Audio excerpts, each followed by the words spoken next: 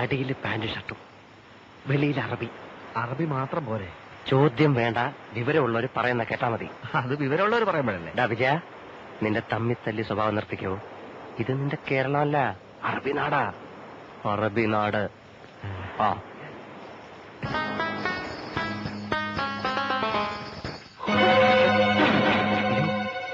ഭഗവാനെ, ആരാ?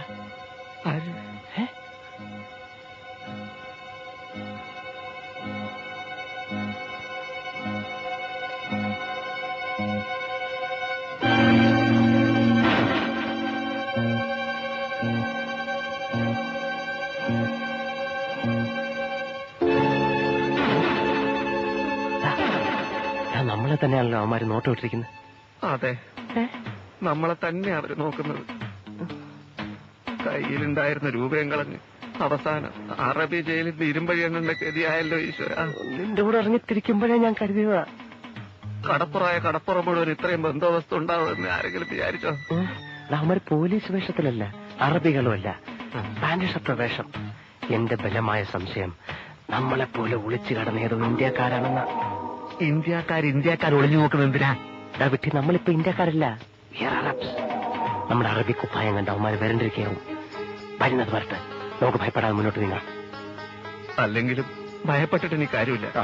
ഓടി രക്ഷപ്പെടാൻ ശ്രമിച്ചാൽ ചിലപ്പോ വെടികൊണ്ട് ചാവേണ്ടി വരും. അയ്യോ, അതുകൊണ്ട് ധൈര്യം, വിദ്വാനും ഭൂഷണം, മുമ്പോട്ട് നടക്കാം. നീ പോ, നീ നടക്ക, നീ പോ, നീ അത് നീ നടക്ക. പിടിച്ചോ, വാ.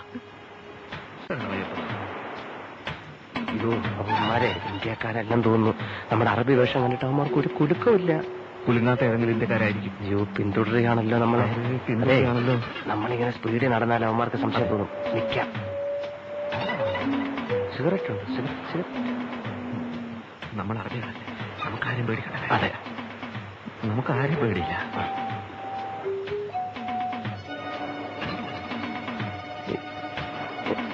bist du hier Slawaha? استوى.